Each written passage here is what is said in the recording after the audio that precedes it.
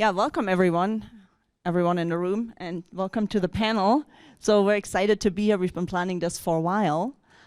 Yeah, I think we'll get started with, I think Tom is first. So Tom, why don't you go ahead and tell us a little bit about your operation and what you're doing as far as soil health and cover crops.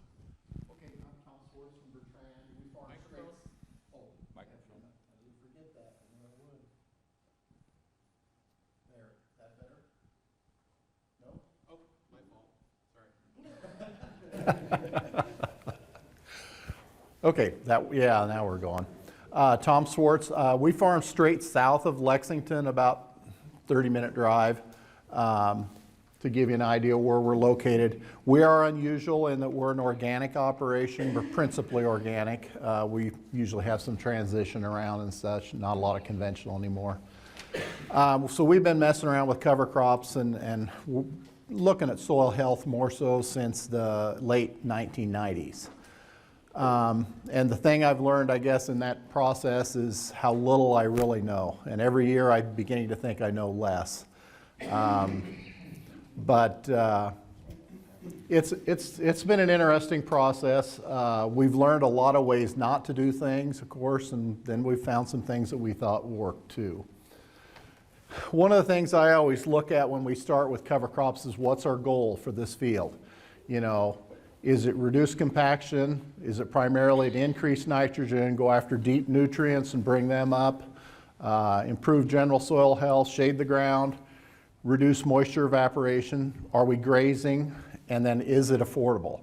And that's a big deal, that affordability. What I've been, in my experience, there's some really cool cover crop seeds out there, but you can get a lot of money invested in cover crop seeds too. So, but sometimes you've got to have what fits. So if you're planting a cover crop behind wheat, for instance, sun hemp is an outstanding crop to plant to put nitrogen in the soil, but it's going to be expensive. You know, it's not an inexpensive cover crop. A lot of times we use our corners on our fields to grow our own cover crop seeds. So we have a lot of oats around, we have wheat, peas. We do a lot of peas for cover because it's cheap. You know, this is something we utilize a lot for our cover crop. We have a 1590 drill. We've got the small seed box on the front, which I really think is worthwhile. I've never been thrilled with my mixes, running them through a big box. It just, I don't know, I just haven't been happy with the consistency of the stand that we get. So I kind of like having both boxes to be able to run cover crops through. And you see the snow there. This coming year, I think we're going to do some experimenting in February and early March, and if there's snow on the ground, we may be planting cover crops. The more guys I've talked to that have done this, I think it seems like they've had some pretty good luck with it. The earlier you can get out there, you know, if we can't get it in the fall, which we don't know from year to year, obviously, but, you know, I think that could have some value. Oh, this is just, that's some peas that have been inoculated, and you can see the girls there putting seed in the box.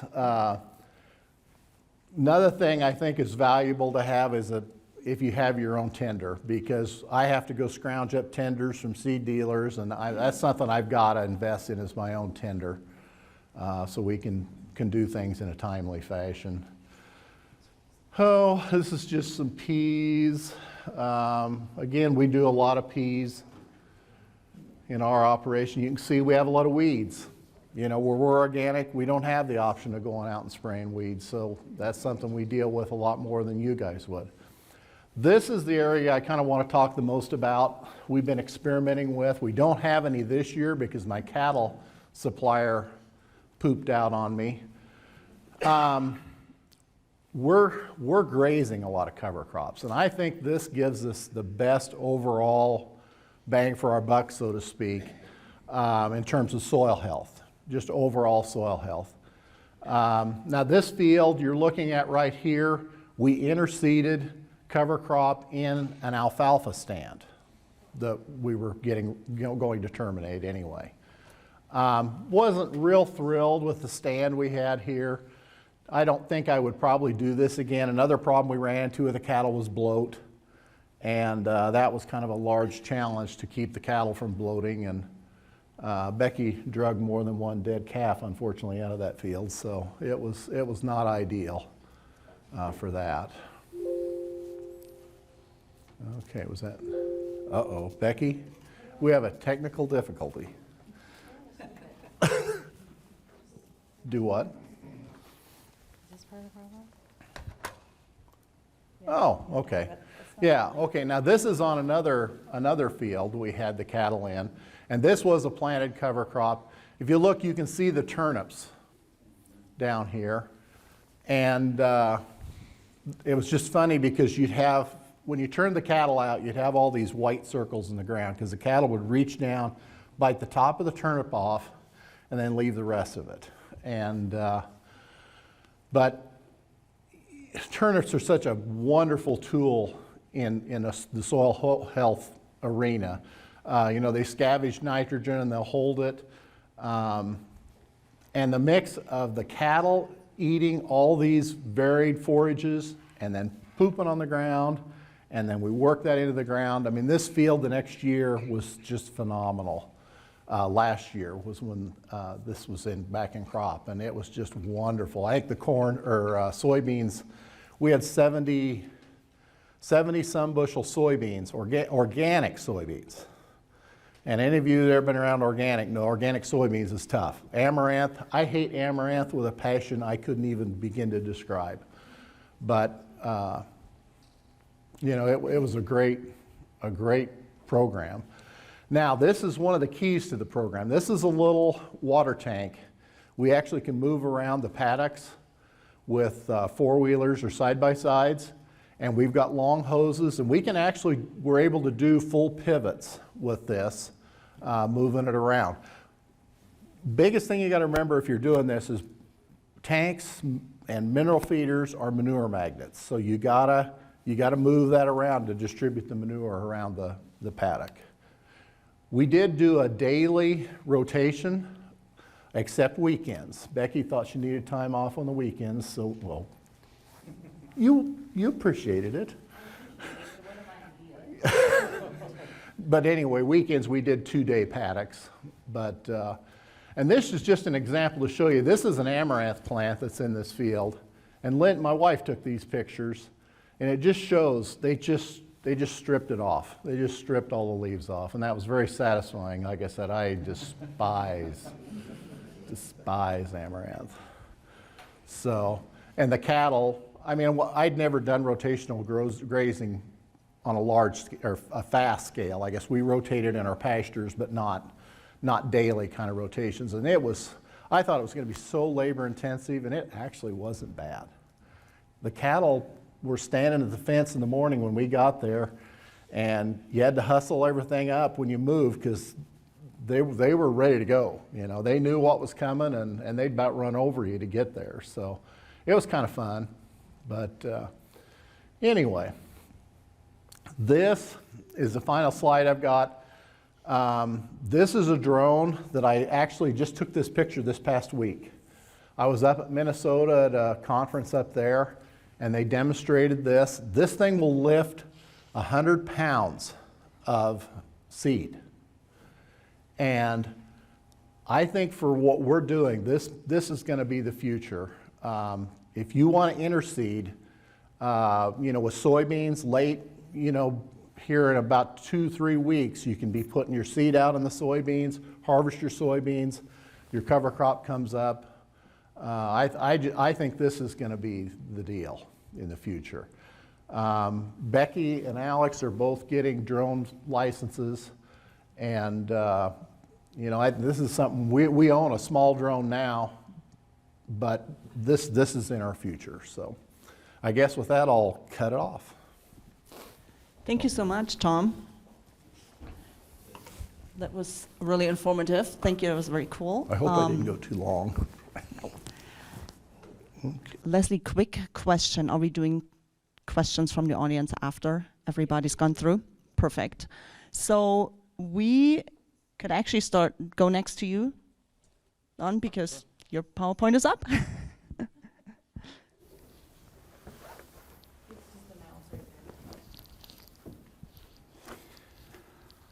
Well, thank you. I'm Don Beatty, and I farm north of Lexington. Tom and I actually go way back. We were in college together, and we've also fought many water battles. Our family has been on our farm for quite some time, and I'll get...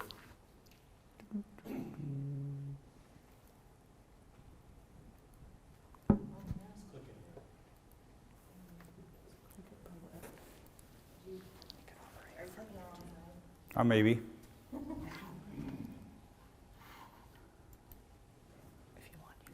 Yeah, I'll just do it from here. Thank you. My great-grandfather homesteaded in 1873, and in 7 years he broke 10 acres of ground out of sod.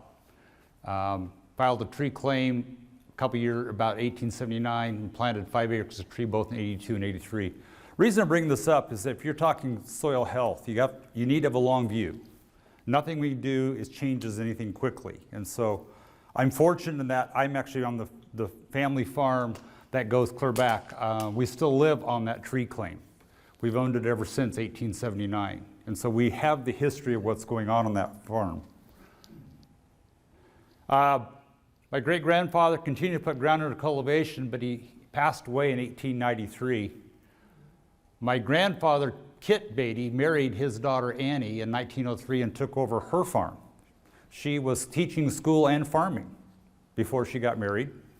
She actually bought part of one of her brothers out with her school teaching money. I thought that was quite interesting. So when I tell you I'm fourth generation over 149 years, this is kind of why. None of us got married young and did it strange. Annie was the fourth out of 5 children and inherited the family farm. My father, Warren Beatty, took over in 37. He was the 10th of 10. So the youngest son took over. Started farming in 37 when he graduated from high school. 8 years later, he was managing the operation. Then I started in 1980 when I graduated from college, and I took over management in about 87. It's kind of a gray area. We kind of farmed together. I don't have a lot of history about what all my grandfather did for soil health because he died before I was born. But everything on our farm hinges around irrigation. Irrigation is what makes it possible to farm around Lexington area. The Farmers and Merchants Canal was started in 1894. It's the third oldest canal in Nebraska. It goes right through our farm. It's now called the Dawson County Canal. My grandfather and my father's uncle actually started irrigating in the 1890s, but you could only irrigate during the winter or early spring when this river would flow, because at that time the Platte River only flowed in the winter. Kingsley was completed in 41 and started storing water, and that's actually when we could start irrigating in the summer, because they would release water and there'd be water in the Platte River for summer. We started drilling irrigation wells in 44, started gated pipe in 75. Ironically, I went to college in 76. Somehow Dad doesn't decide that he needed gated pipe until all his labor left. We have a subsurface drip irrigation field we put in 2010, and then in 11 we started putting pivots in. And then last year we're switching from gated pipe to poly pipe. We're still about 3/4 of ours is still gravity irrigation. We have a lot of small fields, not conducive for pivot irrigation. Some of the conservation things. My dad was fairly innovative. He hated to work the ground. And so around 1960s when he parked the moldboard plow, his neighbors told him he'd never raise corn with him if he didn't use a moldboard plow. He proved them wrong. He started trying to ridge plant corn in 72. It failed. We didn't have the equipment. We didn't have big enough tractors. We didn't have a strong enough planters. We didn't have the cultivators. And so sometimes you try things and it doesn't work, kind of like Tom said. We started soil testing every field every year in 77. First we were just testing for M, P, and K. Now we do a complete spectrum on every field every year, both shallow and deep. And we have the history going back to it. Dad started buying monitors in '82, and so that we were actually able to regulate the anhydrous ammonia we were putting on. Instead of just guessing what the dial was going to say, we could actually put it in, and so we were putting on exactly what the soil tests showed us to put on. And then in '86, we were finally able to get the ridge planting figured out. We added guidance systems in 9, no-till in 10, and started doing prescriptions for fertilizer and planting rate in 10. So we tried to do as much as we can as soon as we can. We started drilling cover crops in 2009 on soybean stubble. We continue to do that on soybeans. Corn's been a bit of a challenge, and you kind of talked about that, Tom, too. We're odd. Not only do we have gravity irrigation, we have drainage tile as well. Some of our fields have water tables less than 4 feet. A couple years ago, the water table was 2 inches on a couple of my fields. So we've actually had a tile ground so we can continue to farm it. We tried flying cover crops on the 13, that was a failure. They germinated and died. We've tried drilling cover crop after corn in 16 and 17. Again, it was a failure. It was so late, we didn't get much growth. And the worst problem was that by going through with the drill, we broke off all the corn stubble, and then the winds came and blew it all off, and so we actually lost residue. We went negative on that year. We did start strip tilling with fertilizer. Like we do our fertilizer program, we spoon feed the crop. And then we added winter wheat a year ago to our rotation. And that winter wheat's followed with a cover crop that we will harvest. And then this year, in conjunction with Dr. Peterson, we're working on a project that we're testing nematodes for rootworm control, as well as we're interseeding cover crops on a pivot. And we'll be doing that for 3 or 4 years. We interseeded at B2. I'd say we don't know yet how it's going to work, but I want to get cover crops growing in corn, and you haven't figured out the right way, so this may be what's going to work. Next couple years is question marks, and the reason there's a 25 is that's my goal to retire. My daughters will be taking over the operation. They'll be the 5th generation on the farm after that, and they can figure out how we're going to go from the future. Just a couple thoughts I had, and we have to survive in the short term to see the long term, and that's what Tom talked about, affordability. Things can get expensive, but even though I see a long-term benefit, the banker wants paid off every year. So we still got to make sure we can survive the short term. Sometimes great ideas take a while to work out, and sometimes it takes equipment changes that you may have to invent or find someone else who's inventing them to do it, because you just can't do it when you want to.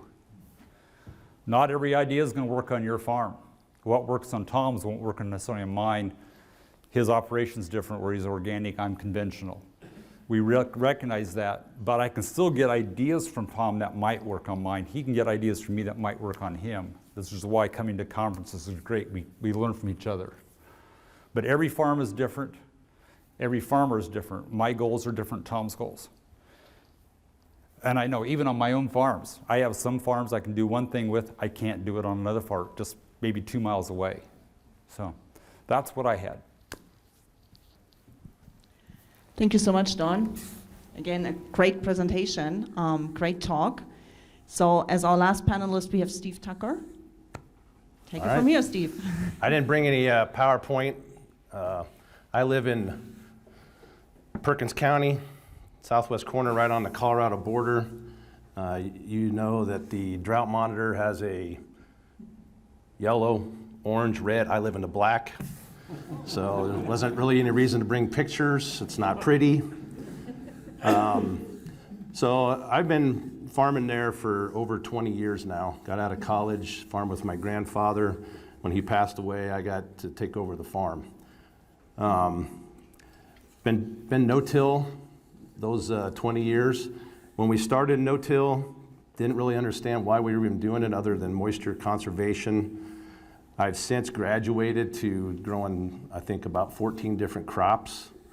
I am very diversified. One day my wife was reading an article. She said, it says here that the average millionaire has 7 streams of income. How many do you have? So we branched out into all kinds of different things. We grow a lot of pea seed, do a lot of pulse crops. That's led into a lot of different other ventures. Cover crop seed has expanded. And so I've got a lot of different avenues to make my farm profitable, even through times where this drought has hit. You know, I spent all day yesterday with the crop adjuster. So got a lot of different avenues, a lot of different things. And it's a management issue. I've got cattle, I've got hogs. My wife's got some chickens.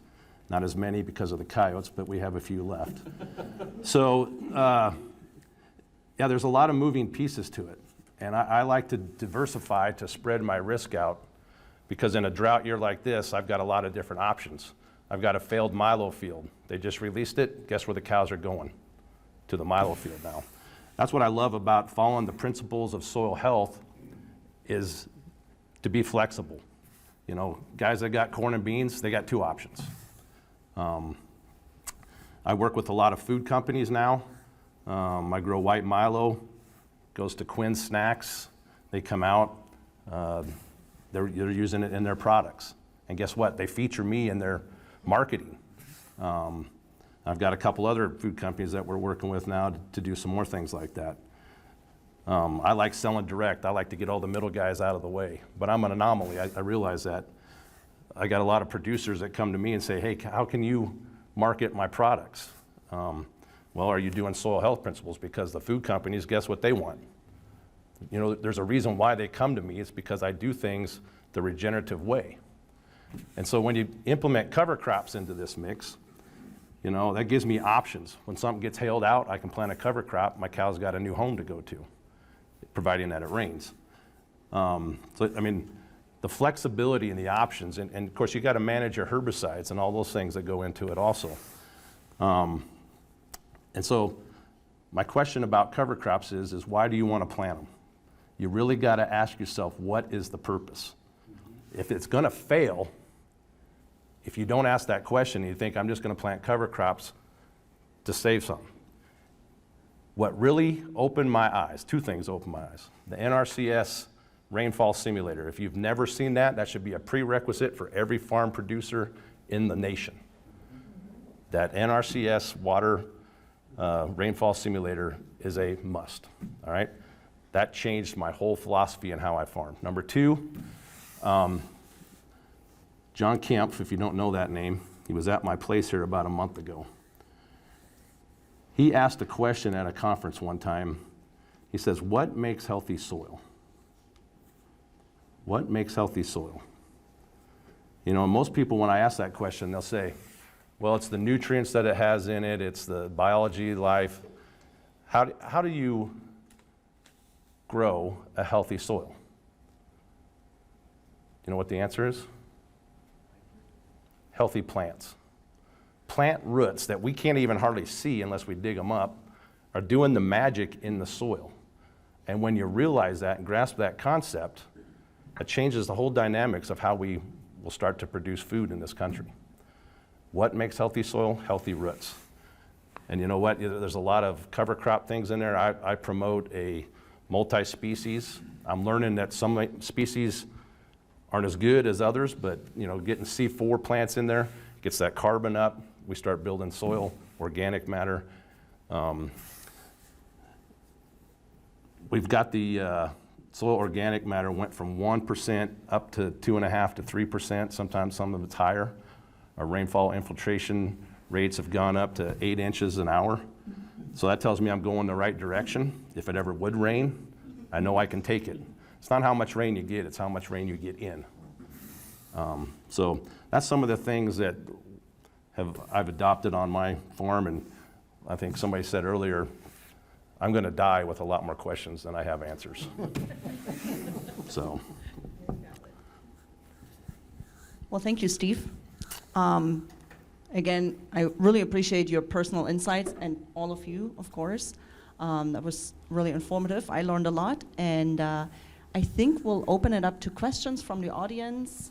Does anyone have questions for our producers? I got a question. Okay, I think the gentleman behind you was first. Sir. Steve, on your fields, do you have access to water on all of them for your cattle, or how do you have fencing? I've got about 80, we ran between 60 and 100 pairs. And I've got access to water close by if I got them. It depends on how I strategically plan this out on my place. Otherwise, I've got a 1,000-gallon trailer that's my morning project. Fence? Talk about fence. My hired man had sheep. We ran the sheep and the cattle together. And we ran it with one electric wire. And as long as that's hot, they stay in, don't have a problem. Sheep, on the other hand, they ventured away, and I called my hired man one day and I said, the sheep are gone. He goes, no, they're laying down. No, they're gone. And there was a guy across the road working in the field. I said, have you seen any sheep? He goes, no, I haven't seen any sheep all day. So I drove around, I couldn't find them. A couple hours later, that guy calls me back and says, your sheep are coming back. I mean, they know the way back, so I mean, we let them graze. But that's how we handle it, simple one wire. Yeah, but do you re-fence? Yeah, we move it around. Yep. Yep. Hired guys need something to do. Unfortunately, that's going to be me now because I went to school. So. Thank you. We had another question. Leslie just reminded me, since we have an online audience, would you please repeat the question before you answer it? You had a question, sir. Yeah. The question I've got is with regard to organic matter, and this is for perhaps all three of the panelists. When you're measuring that increase that you've seen over time, and I'm assuming all of you have probably seen an increase in organic matter, has it been a linear increase, or has it been a slope that is gradual and then accelerates up, or is it one that accelerates first and then kind of levels off? How has that developed for you? Okay, so the question's about organic matter. I'll go first because it's real simple. When it rains and you got good crop years, your organic matter is going to increase because you've got more activity happening, and it depends on crops that you have there, you know, the animals, the management of it. When it's dry like this, I know I'm going backwards. I asked Gabe Brown, I saw Gabe Brown in the spring. I said, Gabe, I feel terrible, I'm going backwards. He goes, I am too. Then I thought, okay, not so bad then. Anyone else want to take a stab at that question? Tom will. Go ahead, Tom.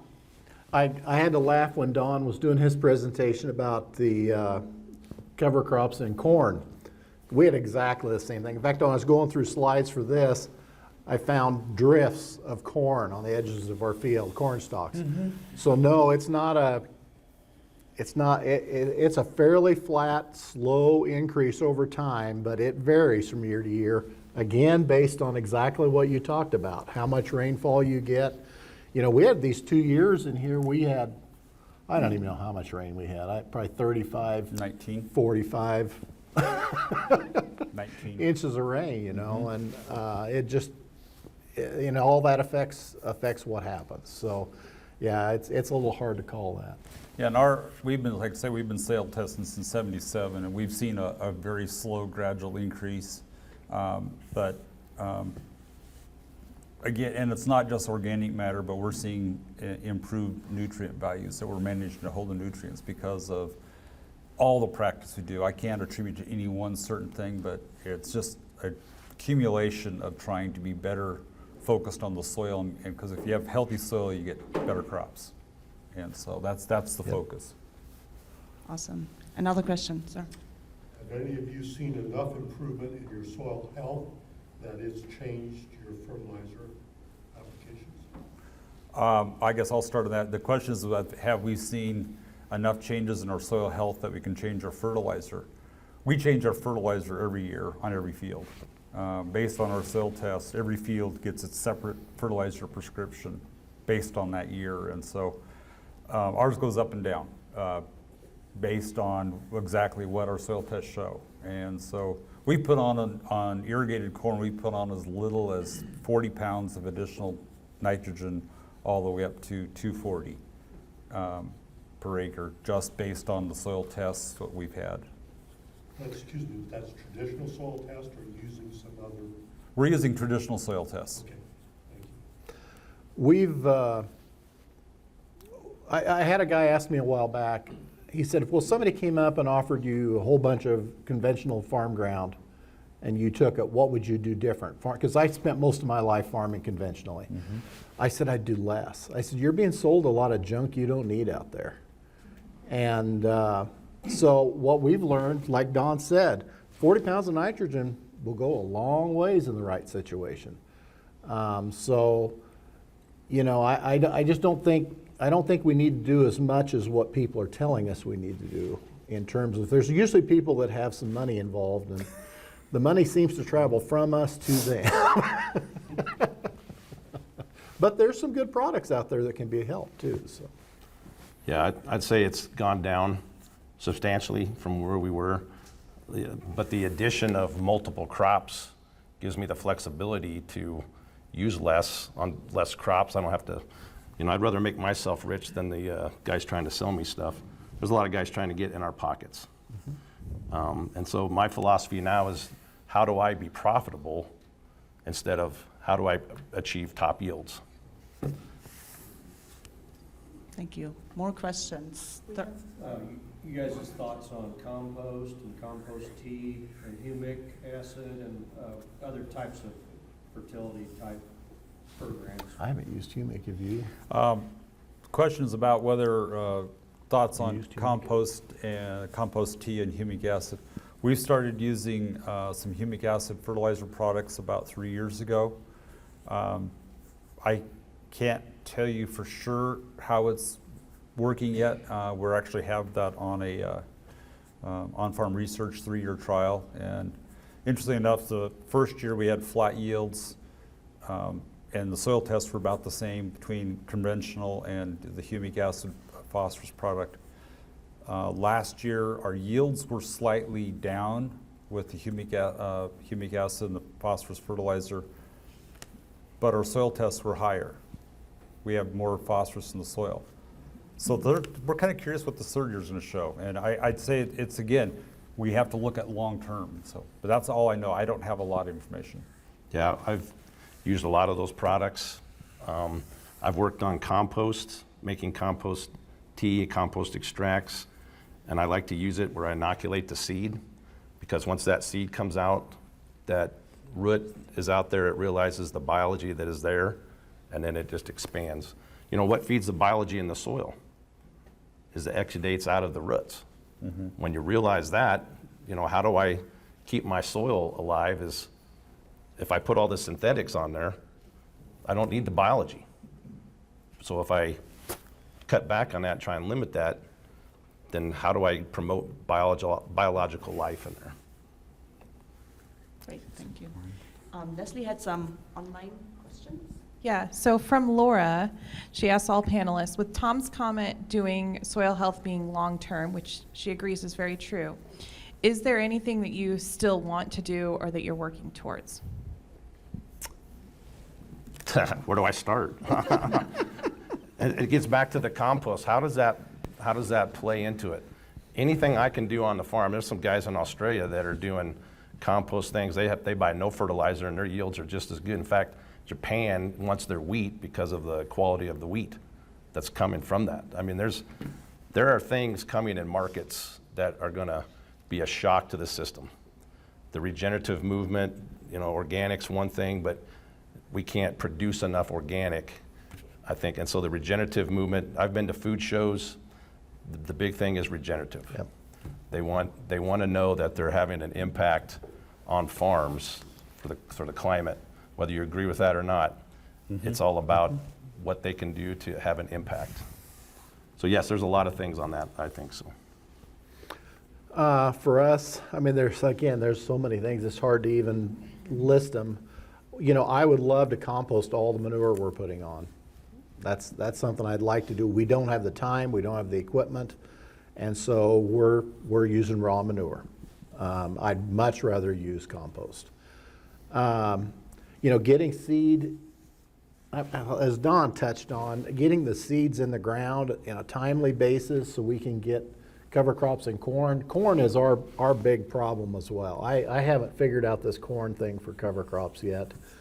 You know, that's something I would like to experiment with, and I'm sure it's something, if I had the money, I probably would get it figured out eventually, but sometimes we have limitations. But anyway, oh, there's a lot of others too, but Don, you go ahead. Well, yeah, there's all kinds of new ideas we're trying. Every year I try 2 or 3 or 4 or 5 new ones. Some are on the back 40, so nobody seasons with me. I don't know any specific thing we're looking at. Again, I'm in my twilight, and so I'm kind of looking forward to the daughters, like your daughter, taking over the operation.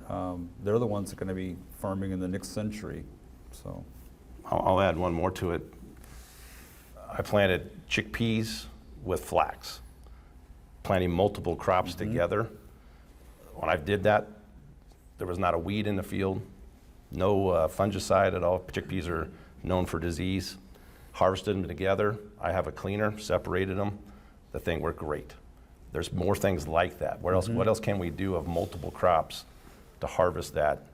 Because Mother Nature, if you ever looked, I don't know if you noticed, doesn't plant anything in a monoculture. What makes us think that we can get by doing it? That's why we have problems. Our limitations become between our ears. And so if we can farm more in the way Mother Nature does it, I think we'll find there's a lot more advantages to the system. Some of the changes in our operation can be really simple. We bought a manure spreader last year that has vertical beaters. Well, we have 2 of them now, but so we get a more even, fine spread of manure. You know, it's a really simple thing, but you know, with our old spreaders, we had these great big globs of stuff come out of the manure or out of the manure spreader, and you know, we need that even spread so that, you know, the soil is all getting the same treatment. You know, but that's something, like I said, that's a fairly simple thing, but it actually can be kind of important. All right, another question from Hadley is, have any of the panelists been able to reduce their inputs since focusing on soil health? Yes, big time. A lot. Yeah, herbicides, I use far less. You know, if I always keep something growing in there, it takes less herbicide to do it, less fertilizer to do it. Yeah, and of course, organics, we're limited anyway, but you know, I've had guys say, well, you got to be using some kind of herbicide or insecticide or whatever. I said, no, we don't. I mean, it's night and day. It really is. It's a huge difference. You save a lot. We've tried to put on as little as possible between, you like to say, we utilize agronomists to do it. It's hard for me to say how much less we're putting on because we've been doing some of this since the 70s and 80s. So most of my career has been trying to limit how much we put on. And I think in the answers before, another question we have from Stephen, you mentioned that, I think all of you mentioned that your organic matter has increased over time.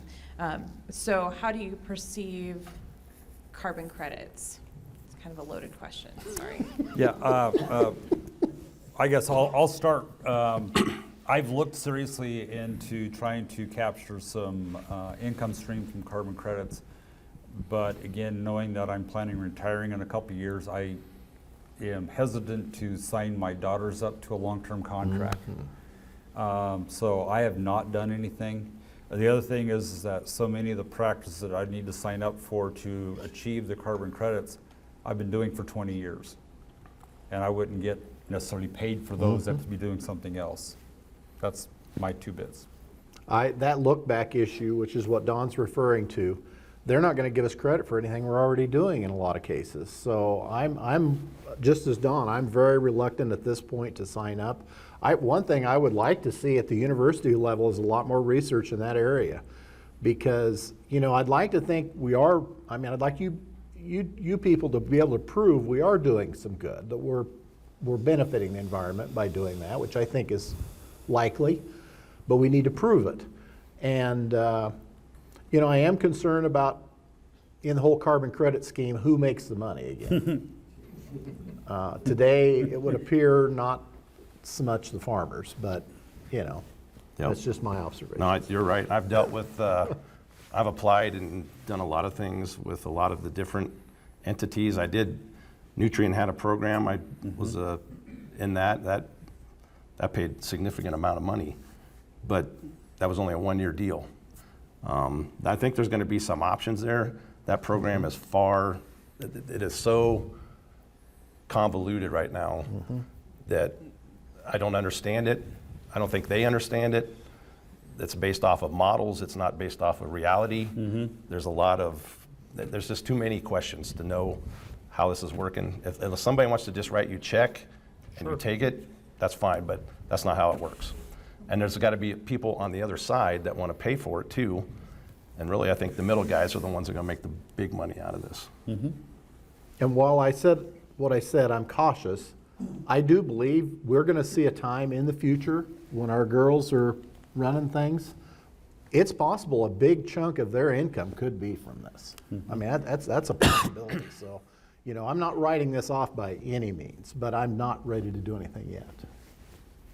Thank you. Yeah, I assume we have a lot of questions on the carbon credits, but I did want to give other people more opportunities. Are there any other questions from the audience? Any comments? Okay. Did we have anyone else? That's all I've got Online. Perfect. And how are we looking time-wise? About 15 minutes. Okay, perfect, yeah. I did have a couple of questions, and you guys touched on that already.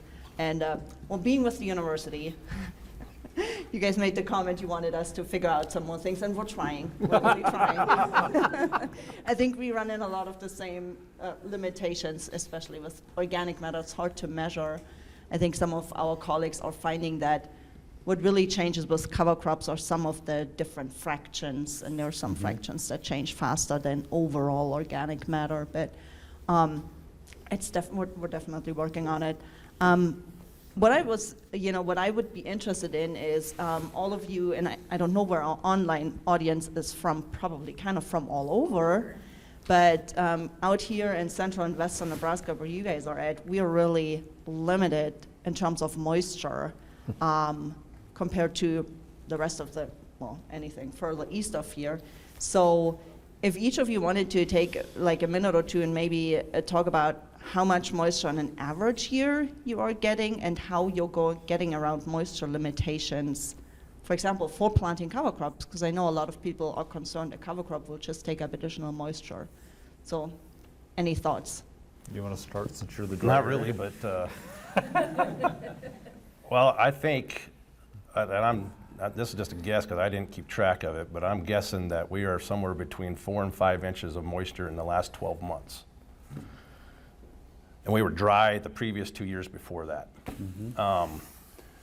So how do cover crops work in that type of environment? Well, let me say, the wise Dwayne Beck, Dr. Dwayne Beck in South Dakota, I heard him say one time, you know, when it doesn't rain, nothing grows.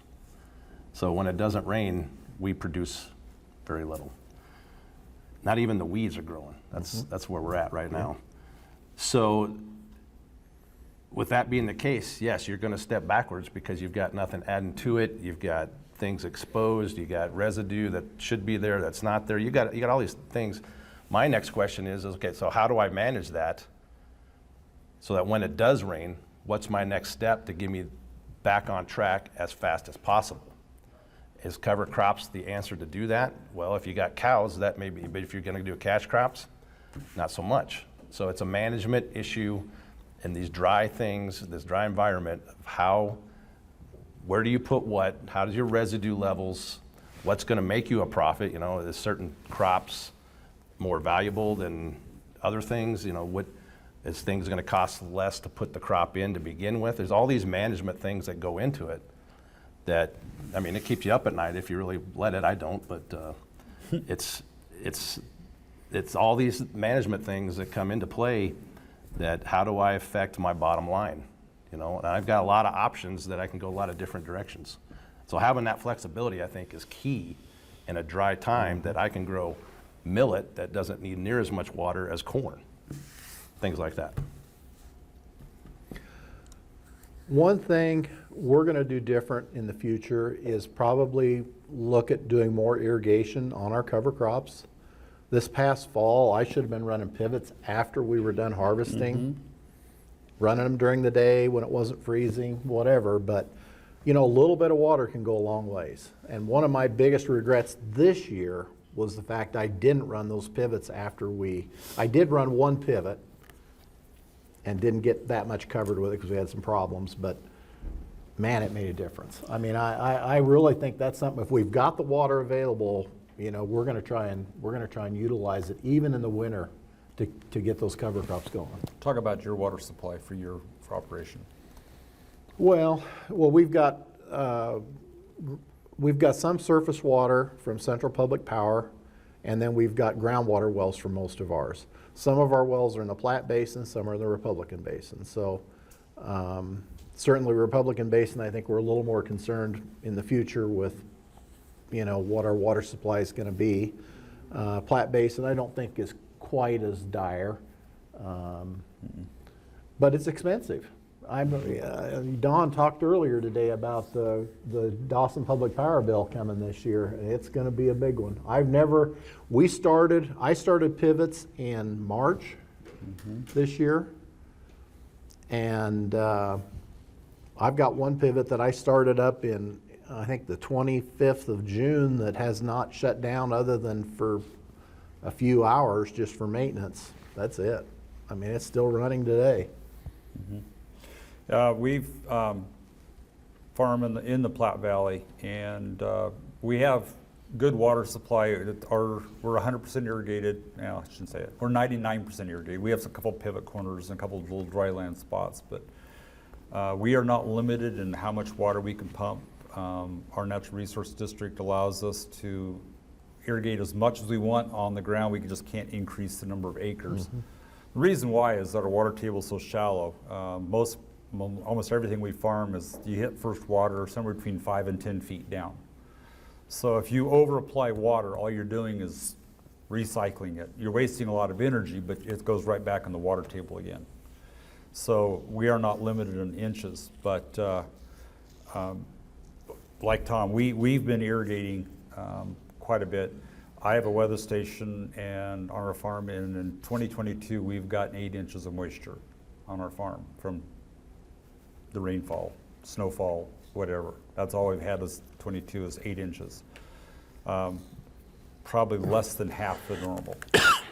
So we're very dry. Same thing, pivots are running. We are on a different canal system than Tom was on, but both of us the canals are shutting down next week. And so soybeans is going to be hurting because the soybeans aren't ready to have the water shut off on, but we have no choice. The canal dries up, you're done. That's it. Our groundwater is still going to be running on it. The best one I have is I have some subsurface drip. I just checked this morning, we're at 7 inches of additional water on soybeans on the subsurface drip. Still running, but it's very efficient. Thank you. Any comments from the audience or questions? I have a question. I mean, I work for the university as well, but I mean, I've been to a couple of field days in the last few days, and I hear a lot of different stories. I mean, I like what you guys are talking about, and you guys are being progressive and doing some of these things. Do you have any suggestions for helping hints or things that you can give to other producers, your peers, and the people that we're working with before to try to get into some of these practices, or where you would maybe start or things like that? Because I know you can't change the whole operation, but like you said, you can change small things sometimes. It might give you a good window into that pathway. And or maybe, I know you guys kind of give histories of how you kind of got started, but do you have suggestions for young farmers, old farmers, middle-aged farmers to try and step into this? Because the adoption is always the hardest part to get somebody to try something new. If you talk to your neighbors. Answer the question or repeat the Oh, question. sorry. What was? Okay. How do I want to? Basically just, I mean. Yeah. I can.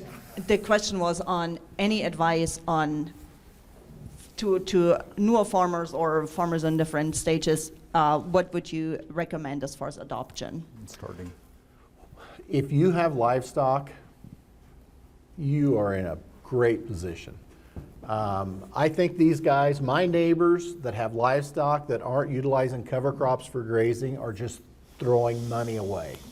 There is an opportunity there for a lot of months of grazing. We grazed one winter, we grazed cattle up to the 1st of January. We had cover crops that they were eating up to the 1st of January. It's an awesome thing. And that same field, you know, we could have gone back in March. We didn't in this case, but I mean, we could have gone back in March and grazed it again. There's a lot of opportunity out there, and livestock is the key component to me of that. So, again, I talked a little about that, but I think that livestock does some really cool things for your soil.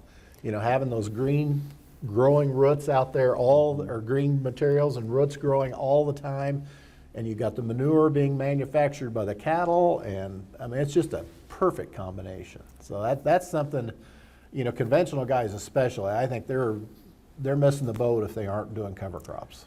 I'd kind of tag on that I agree. Some of the equipment costs for going no-till, that is some steep costs you have to have a pretty good step into. The biggest thing for some other farmer to do is start asking questions. Don't be afraid to ask questions. All of us are willing to share what we're doing. There's no secrets involved. It just takes a little bit of effort. I've got some friends who are doing some really crazy innovative stuff with growing strips of corn and pasturing in between the strips of corn with a little portable panel. Basically, they got like 5 sheep and 60 hens that they pull down the thing, and they're rotating every other year. A fairly inexpensive thing, a way to get integrated livestock. It really gets into the regenerative side. They can sell that meat for a premium. So there's things that a small farm can do. The best thing to do is open your eyes and not take the blinders off, because the sky's the limit. Yeah, all these things plus just try some stuff. Yeah. I do a presentation. At the end of it, I say, feel the fear and do it anyway. That's what I do. I mean, I planted the tall stuff that comes from Canada. It's supposed to be the highest nitrogen fixing plants. Well, guess what? They don't grow and produce seed in southwest Nebraska. When it gets above 85, they slough off the flowers. But man, oh man, that thing was putting flowers on every day. I didn't get one pea off of the thing. But I mean, I don't know what the nitrogen ramifications were from that thing, because they just kept growing. And so, you know, you try these things. And I don't try it on 5,000 acres. I just try it on one field, put it on there. Okay, that doesn't work, you know. Certain things do, certain things don't. I've made a lot of mistakes. I like putting them right on the highway so everybody can see it. That's how crazy I am. I put chickpeas on the highway one time. I harvested that. I made more money on my chickpeas than I did on anything else on the farm.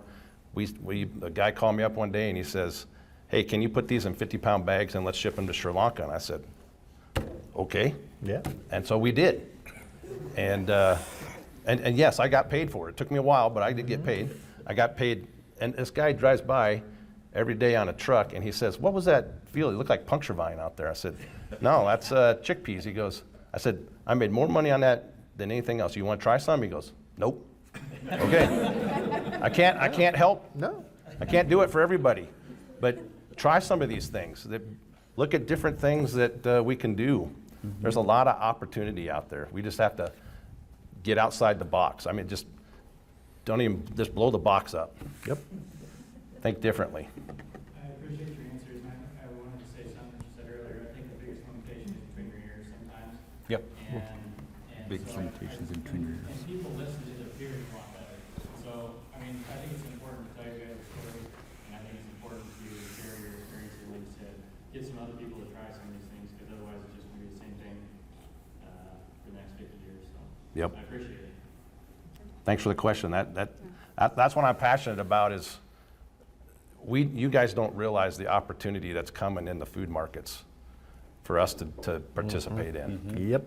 To go directly to the markets. I agree. There's a lot of food companies who want to buy directly from you what you produce. I'm assuming there's probably a lot of you that want to grow something of more value than just corn and beans. But the problem is how do we marry those things together, and how do we process them into getting it to a form that they can use as an ingredient?